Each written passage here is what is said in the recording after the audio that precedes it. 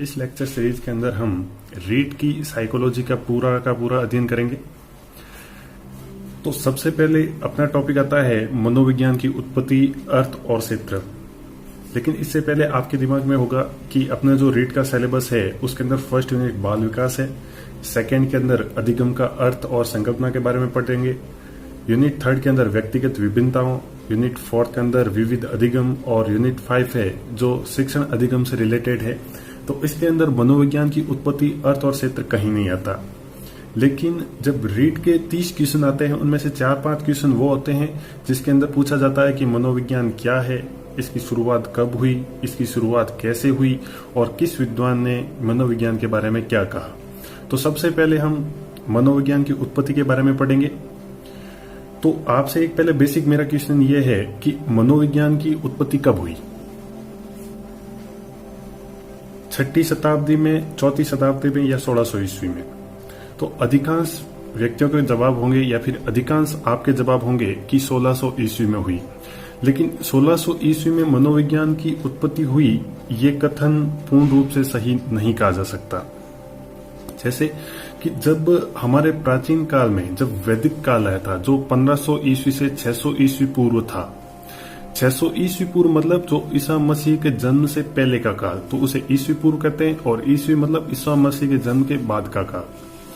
तो जब वैदिक काल था जिसके अंदर वेदों की रचना की गई और वो जो भारत का स्वर्णिम युग था उसके अंदर 4 वेद बताए गए थे। फर्स्ट था ऋग्वेद जिसके अंदर पूरा का पूरा विज्ञान था। सेकेंड था सामवेद जिसके अंदर उपासना और संगीत के बारे में बताया गया था। थर्ड था यजुर्वेद जिसमें कार्य, यज्ञ और समर्पण के बारे में बताया।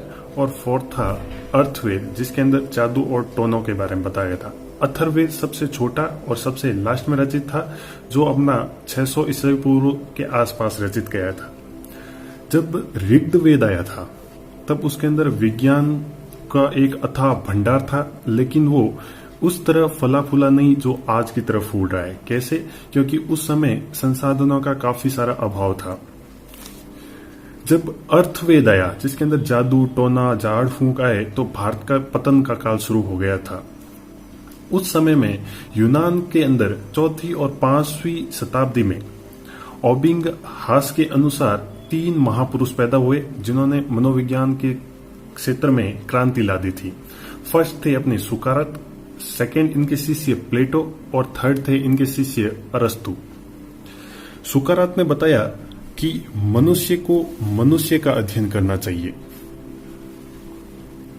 सुकरात ने बताया कि मनुष्य को मनुष्य का अध्ययन करना चाहिए जिसके अंदर मनुष्य के क्या लक्षण हैं, उसके क्या गुण हैं, उसके अंदर क्या कौन कौन सी आदतें हैं, इसके बारे में सभी का अध्ययन करने को बताया था।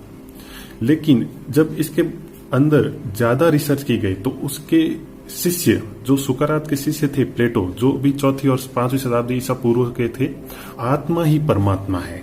मतलब जो आप परमात्मा के बारे में बता रहे हो वो आपकी आत्मा ही है। इसलिए उसने कहा कि भाई दुनिया के अंदर 3 चीजों को आप कभी भी अलग नहीं कर सकते। पहली है ईश्वर, दूसरी है प्रकृति और तीसरा है मनुष्य। ये तीनों चीजें एक दूसरे से जुड़ी रहती है। और इसी के आधार पर प्लेटो ने अपनी पुस्तक रिपब्लिक के अंदर कहा कि प्रकृति में 5 तत्व होते हैं और जिससे मानव का निर्माण हुआ है और उसके अंदर आत्मा का भाव होता है और वो ईश्वर को मानता है। जब ये चीज इस प्लेटो ने कहा तो देखो, एक था वैज्ञानिक कोलसेनिक और कोलसेनिक वैज्ञानिक ने प्लेटो को मनोविज्ञान का जनक माना, लेकिन सारे विद्वानों ने नहीं माना। जो प्लेटो का स्टूडेंट था अरस्तु, प्लेटो का स्टूडेंट था अरस्तु, और अरस्तु ने 4वीं ईसा पूर्व में बताया कि आत्मा का अध्ययन, उसने क्या बोला था? प्लेटो ने बोला था भाई आत्मा का अध्ययन है, आत्मा ही परमात्मा है। लेकिन अरस्तु ने क्या कहा कि हम आत्मा का अध्ययन करेंगे। मतलब आत्मा क्या है, वो किस प्रकार काम करती है, उसके बारे में अध्ययन करेंगे और यही आगे चलकर मनोविज्ञान बना। जब आत्मा के अध्ययन के बारे में बात की गई तो इसे दूसरे वैज्ञानिकों ने मनोविज्ञान के जनक को किसको माना? अरस्तु को। लेकिन कॉलसेनिक एकमात्र ऐसा विद्वान था जिसने क्या कहा कि सबसे पहले आत्मा की बात किसने की? प्लेटो ने। इसलिए प्लेटो को क्या माना? आत्मा का जनक। वो कौन था? कॉलसेनिक। लेकिन दूसरे विद्वान क्या मानते हैं कि सबसे पहले आत्मा का अध्ययन किसने कहा? अरस्तु ने। इसलिए अरस्तु को क्या माना? मनोविज्ञान का जनक। जब अरस्तु ने आत्मा के अध्ययन के बारे में बताया तब यह माना गया था कि मनोविज्ञान की शुरुआत हुई थी। और जब शुरुआत हुई थी तो मनोविज्ञान का अस्तित्व, जन्म या फिर इसकी शुरुआत दर्शन शाखा के रूप में 4वीं ईसा पूर्व थी, न कि 1600 ईसा पूर्व। क्योंकि सबसे पहले अरस्तु ने ही बताया था कि हम क्या करेंगे? आत्मा का अध्ययन करेंगे। इसलिए मनोविज्ञान के जनक अरस्तु को माना जाता है। लेकिन हमने पहले भी बात की थी कि भाई कॉलसेनिक क्या मानता है कि सबसे पहले आत्मा की बात कौन कर रहा है कि आत्मा ही ईश्वर है? कौन कहा था? प्लेटो। इसलिए कॉलसेनिक क्या मानता है? प्लेटो। इसको इंपॉर्टेंट करके आप याद रखिए, क्योंकि कॉलसेनिक के अनुसार मनोविज्ञान के जनक काफी बार क्वेश्चन पूछा गया है। तो कॉलसेनिक के अनुसार प्लेटो है और मनोविज्ञान का जनक अगर सामान्य पूछे तो आपको अरस्तु लिखना है। या फिर इसको इस प्रकार भी पूछा जा सकता है कि प्राचीन मनोविज्ञान के जनक कौन थे? अरस्तु थे। लेकिन जब अरस्तु ने ये चीज बताई कि आत्मा का अध्ययन ही क्या है? मनोविज्ञान है, और लोगों ने आगे 2000 वर्षों तक जो अरस्तु ने कहा, जो अध्ययन का, उसी के बारे में लोग पढ़ते गए। लेकिन जब 16वीं सदी आई, यानी कि 16वीं ईस्वी आई, अर्थात 1590 ईस्वी में एक यूनानी दार्शनिक हुए थे अपने रोडोल्फ गोइक्ले। रोडोल्फ गोइक्ले ने सबसे पहले साइकोलॉजिया नामक एक पुस्तक लिखी। साइकोलॉजिया नामक एक पुस्तक लिखी और उसके अंदर सबसे पहले उन्होंने साइकोलॉजी शब्द का प्रयोग किया। अर्थात जब रोडोल्फ गोइक्ले ने साइकोलॉजिया नामक में मनोविज्ञान के रूप में सबसे पहले साइकोलॉजी शब्द का प्रयोग किया गया, और साइकोलॉजी शब्द का मतलब होता है आत्मा का अध्ययन, और यह मूलतः ग्रीक शब्द था। जैसे कुछ बुकों के अंदर आपको लिखेगा कि ये यूनानी शब्द था, लेकिन हमेशा ध्यान रखना साइकोलॉजी, साइको मतलब होता है आत्मा और लोगस मतलब होता है अध्ययन। साइकी एक ये ग्रीक शब्द है और लोगस क्या है? अध्ययन। तो इसलिए साइकोलॉजी मूलतः कौन सा शब्द है? ग्रीक भाषा शब्द है। जब रोडोल्फ गोइक्ले ने साइकोलॉजी जो बुक लिखी और उसके अंदर जो साइकोलॉजी शब्द मनोविज्ञान के रूप में प्रयोग किया गया था, वो तब तक साइकोलॉजी को हमेशा दर्शन शास्त्र के रूप में साइकोलॉजी को माना गया था कि जो दर्शन शास्त्र है उसी के अंदर साइकोलॉजी क्या है? एक पार्ट है। लेकिन जब 15वीं शताब्दी खत्म और 16वीं सदी जब स्टार्ट हो रही थी तो उसके साइकोलॉजी के अंदर एक बहुत ही बड़ा चेंज आया था।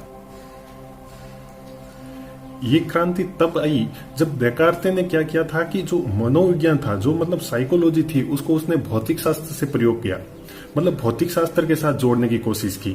और यही इसका एक स्वर्णिम काल था जब साइकोलॉजी क्या हुआ? एक नया सब्जेक्ट आ गया, या फिर एक नए सब्जेक्ट की उत्पत्ति हो गई, या फिर आप ये कह सकते हो कि दर्शन शास्त्र से क्या हो गया? अलग हो गया। तो डेकार्ते ने क्या किया था कि जो साइकोलॉजी ली उसको भौतिक शास्त्र से जोड़ा। अब भौतिक शास्त्र कैसे? मतलब फिजिक्स। फिजिक्स के अंदर क्या होता है कि जैसे भी कोई आप बल लिया, गति लिया, इन सभी को प्रूफ होता है। मतलब बल है तो बल क्या है, इसकी क्या गति है, हर एक नियम से उसको सिद्ध किया जाता है। जबकि जब 16वीं शताब्दी तक भी हमेशा साइकोलॉजी को आत्मा का अध्ययन माना गया था, और आत्मा का अध्ययन के अंदर जो साइकोलॉजी थी उसको भौतिक रूप से प्रूफ करने की कोशिश डेकार्ते ने की थी। और डेकार्ते का जमकर विरोध हॉब्स, लॉक, कॉन्ट और स्पिनोजा ने किया, और उन्होंने कहा कि कभी भी आत्मा का अध्ययन आप भौतिक शास्त्र से सिद्ध करना संभव नहीं है। तो जब भौतिक शास्त्र से आत्मा का अध्ययन करना संभव नहीं है तो सभी के मन में क्वेश्चन पैदा हो गए कि आत्मा है तो क्या है, आत्मा कैसी है, आत्मा कहाँ है। जब इन जवाबों के उत्तर नहीं मिले तो धीरे धीरे उन्होंने ये मानना प्रारंभ कर दिया कि भाई जो साइकोलॉजी है उसके अंदर आत्मा का अध्ययन नहीं है। जब 17वीं शताब्दी शुरू हुई तो एक इटली के दार्शनिक थे पोम्पोलोजी। जब इटली के दार्शनिक पोम्पोलोजी ने उन्होंने एक साइकोलॉजी का वापस स्टडी की और उन्होंने आत्मा के अध्ययन की विषय वस्तु को एक नया अभिप्राय दिया। उन्होंने कहा कि जो साइकोलॉजी है वो आत्मा का अध्ययन नहीं है, बल्कि क्या है, मन और मस्तिष्क का विज्ञान है। और जो उन्होंने पोम्पोनोजी ने बताया उसका सबसे ज्यादा समर्थन किया था हॉब्स, लॉक, कांट और स्पिनोजा ने। ये वही थे जिन्होंने क्या किया था, पहले विरोध किया था। और उन्होंने कहा कि अब सही है, मन और मस्तिष्क का विज्ञान क्या है, तुम्हारा साइकोलॉजी है, और हम आत्मा का अध्ययन आज से नहीं पढ़ेंगे। इसलिए ज्यादातर बुकों के अंदर साइकोलॉजी की शब्द की उत्पत्ति या फिर साइकोलॉजी की उत्पत्ति 16वीं शताब्दी मानी जाती है, क्योंकि 16वीं शताब्दी के अंदर वो काल आया जिसके अंदर साइकोलॉजी के बारे में लोगों को सोचने पर मजबूर कर दिया गया था। उससे पहले हमेशा आत्मा के अध्ययन के बारे में पढ़ रहे थे और उसी के बारे में चिंतन कर रहे थे। लेकिन ये भी ज्यादा देर तक नहीं चला। जब 19वीं शताब्दी आई तब यह भी अभिप्राय समाप्त हो गया और लोग प्रश्न पूछने लगे कि जो मन है, जिसे आप दिल कहते हो, मन और मस्तिष्क में क्या अंतर है। जब 19वीं शताब्दी आई तो लोगों ने पूछने लगे कि भाई मन और मस्तिष्क में अंतर क्या है, मन कितने प्रकार के होते हैं, और अगर मन अलग अलग प्रकार के होते हैं तो कौन से मन से किसका अध्ययन किया जाता है। ठीक है, अब बात मन कितने प्रकार के होते हैं, मैंने एक बार एक घटना से आराम से सीख लिया था। आप उस घटना को सुनिए, आप भी हमेशा के लिए सीख जाओगे कि मन कितने टाइप के होते हैं। एक बार क्या हुआ कि मेरा एक पुराना दोस्त था जिससे मैं 7 या 8 साल बाद मिला था, और मिलते ही उसके हमारी बातचीत हुई और उसने कहा घर चलते चाय पीते हैं। तो मैं भी चल लिया और मैंने जब उसके घर पे जाके चाय पी, ठीक है, तो हमने आधा 1 घंटा बड़ी मुश्किल से बात की होगी, तभी मेरा कुछ फोन बज जाता है, और फोन बजते ही मेरा अर्जेंट काम होने के कारण कहता हूं, मैंने दोस्त को कहा कि भाई मैं अब चलता हूं, फिर कभी बात करेंगे। लेकिन दोस्त जिद करने बैठ गया कि भाई इतने सालों बाद मिले हैं, आज तुम यहीं रुको। लेकिन मैंने कहा भाई कि नहीं, मेरा अर्जेंट काम है, मुझे जाना ही पड़ेगा। लेकिन दोस्त जिद करने लग गया और उसने कहा नहीं, आज रुकना ही पड़ेगा, आज किसी भी हालत में रुकना पड़ेगा, तुम कभी रुकते नहीं हो, इतने साल बाद मिले हो, लेकिन आज तुम्हें रुकना ही पड़ेगा। लेकिन मेरा बहुत ही ज्यादा अर्जेंट काम था, इसलिए मैं क्या करा, वहां से निकल लिया। तो दोस्त भी मान के चलो कोई बात नहीं, अगर तुम्हारा मन है तो तुम जाओ। वहां तक मुझे मन कितने प्रकार के वो मुझे समझ में नहीं आए थे। जब मैं बाहर अपनी गाड़ी के पास पहुंचा तो मैं अंदर जो दोस्त के घर के अंदर गाड़ी की चाबी भूल गया और मैं वापस जाने लगा। तो जैसे ही मैं अंदर जा रहा था तो उसकी वाइफ और मेरा दोस्त बात कर रहे थे। तब मैंने उनको सुना तो उसकी वाइफ बोल रही थी कि तुम्हारा दिमाग खराब है क्या, अपने दोस्त को रुक रहे थे, आज शाम को तो अपना मूवी देखने का प्लान है। तब भी मुझे मन कितने प्रकार के होते हैं वो समझ में नहीं आए। लेकिन मेरे दोस्त ने जो एक लाइन बोली वो देख सुनकर मुझे हाथों समझ में आ गया कि मन कितने प्रकार के होते हैं। उसने कहा पागल है क्या, मैं तो ऊपर वाले मन से बात कर रहा था।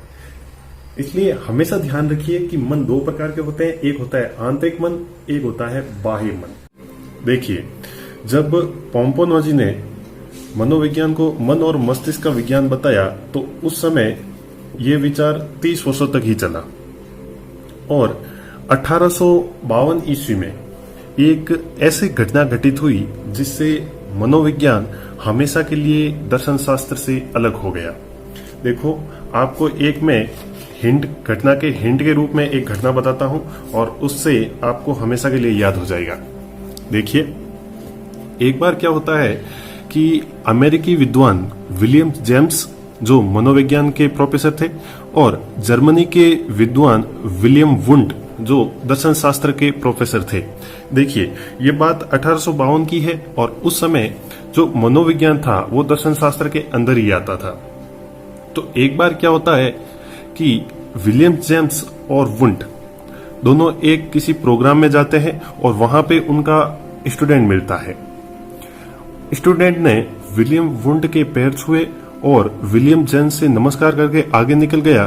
तो ये घटना विलियम वुंड को बड़ी ही अजीब लगी और उसने अपने स्टूडेंट को वापस बुलाया और पूछा कि आपने मेरे तो पैर छुए और विलियम जेम्स के आपने नमस्कार करके आगे क्यों निकल गए।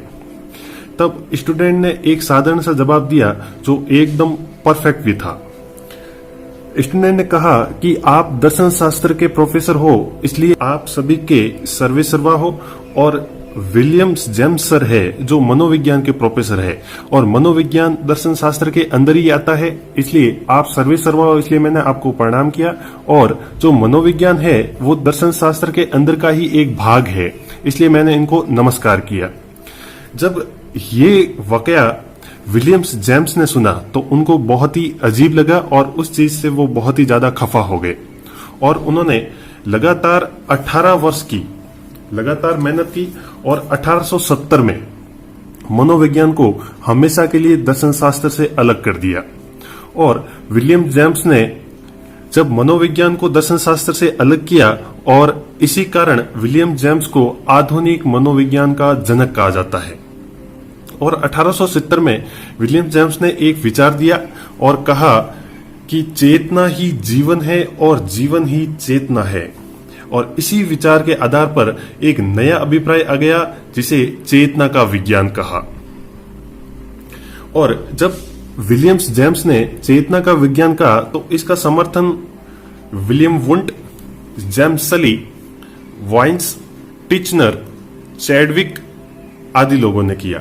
देखो, विलियम वुंट, जेम्स सली, वाइन्स, टिचनर और चैडविक, इन्हीं को ही हम संरचनावादी कहते हैं। एग्जाम में क्वेश्चन काफी बार आता है कि संरचनावादी कौन कहलाए, तो उसका अपना आंसर होगा कि विलियम वुंट, जेम्स सली, वाइन्स, टिचनर या चैडविक। और या फिर ऐसे क्वेश्चन पूछ लेता है कि भाई कौन सा संरचनावादी नहीं कहलाया, जिसके अंदर 3 ऑप्शन में, तो हमें इन चारों में से दे देते हैं और एक ऑप्शन दूसरा दे देते हैं। इसलिए संरचनावादी को आप स्पेशली देखना।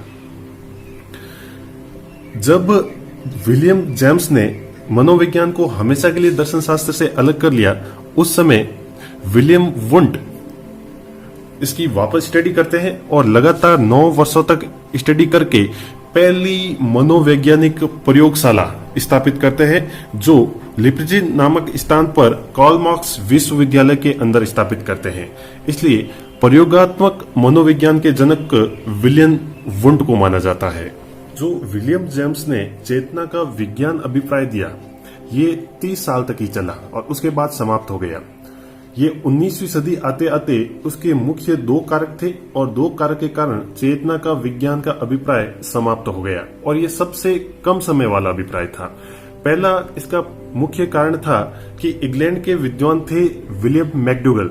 उन्होंने 1900 ईस्वी में अपनी पुस्तक द आउटलाइन ऑफ साइकोलॉजी या फिर मनोविज्ञान की अवधारणा में लिखा, चेतना एक बुरा शब्द है और मनोविज्ञान का अर्थ चेतना के रूप में लगाना दुर्भाग्यपूर्ण है।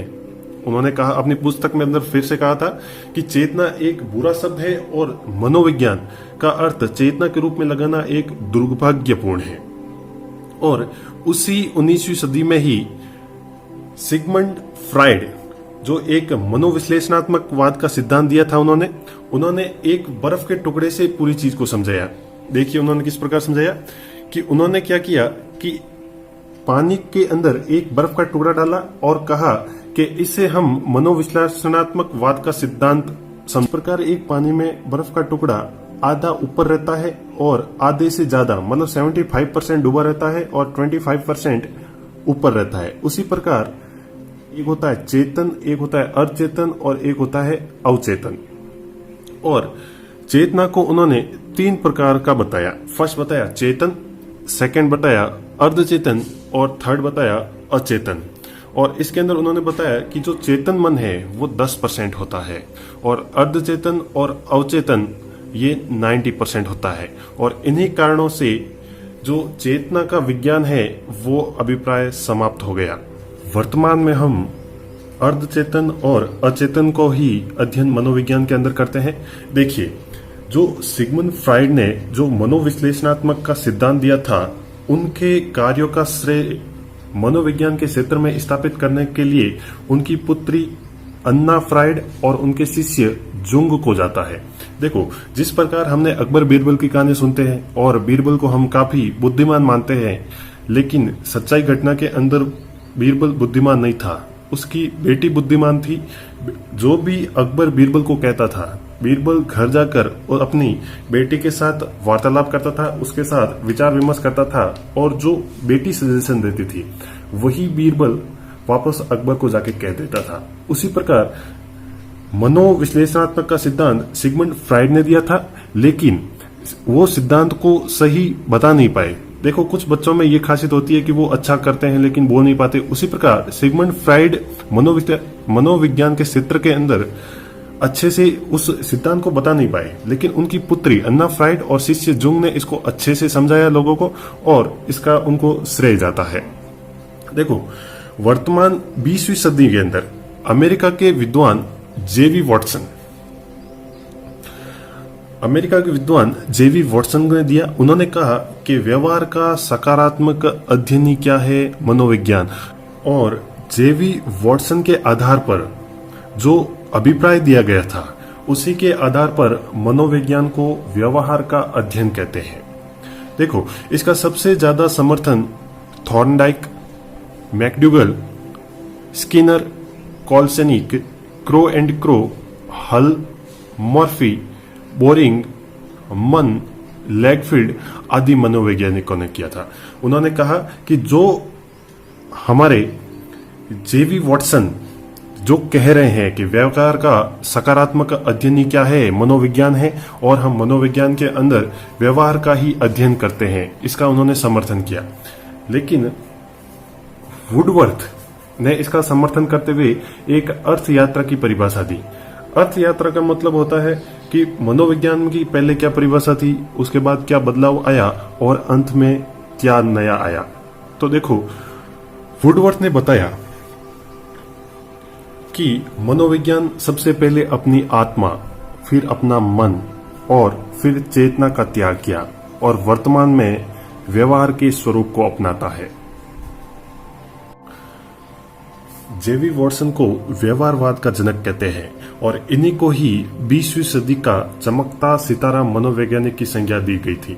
अब देखो, इनको चमकता सितारा मनोवैज्ञानिक की संज्ञा किस प्रकार दी, उसके लिए देखो, एक बार क्या हुआ कि अमेरिका के अंदर सभी विद्वानों ने मिलकर मनोविज्ञान के लिए एक बड़े प्रोग्राम का आयोजन किया, और उसी के अंदर उन्होंने कहा कि भाई इस बार क्या करते हैं कि सभी विद्वान इकट्ठा होते हैं और मनोविज्ञान की एक स्पष्ट परिभाषा देते हैं, और जो ये बार बार जो मनोविज्ञान में चेंज आ रहा है, इसको काफी हद तक खत्म करते हैं। जिस प्रकार शिकागो के अंदर स्वामी विवेकानंद को भेजा गया था, उसी प्रकार सारे विद्वान, पूरे विश्व के विद्वान अमेरिका में एकत्रित हुए, और सभी को एक फिक्स टाइम दिया गया जिसके अनुसार सबको अपनी अपनी मत देने थे। और उसके अंदर भी जो सीनियर थे उनको पहले कहा गया, और जो जूनियर थे या फिर जो कम एज में थे उनको सबसे लास्ट में और कम समय दिया गया था। उस समय जेवी वॉटसन बहुत ही कम एज, तकरीबन 23 से 25 साल के बीच में थे। उनका सबसे लास्ट नंबर था, जिस प्रकार हमारा शिकागो के अंदर स्वामी विवेकानंद जी का था। तो जैसे जैसे मनोवैज्ञानिक सभी अपने मत रखते गए, लेकिन कोई भी उस मत से संतुष्ट नहीं थे। जब अंत में जेवी वॉटसन का नंबर आया, तो उन्होंने कहा कि मनोविज्ञान क्या है, व्यवहार का अध्ययन है, और इस मत से सभी लोग खुश हो गए और सभी एक मत सहमत हो गए। लेकिन कुछ बड़े विद्वानों ने इसका विरोध किया कि कुछ इसके रिलेटेड और भी बताओ कि व्यवहार के हम कैसे अध्ययन कर सकते हैं। तब वॉटसन ने कहा था, तुम मुझे एक बालक दो, मैं उसे शिक्षक, इंजीनियर, डॉक्टर, चोर, डाकू कुछ भी बना सकता हूं। इस प्रकार मनोविज्ञान की उत्पत्ति का ये पार्ट समाप्त होता है।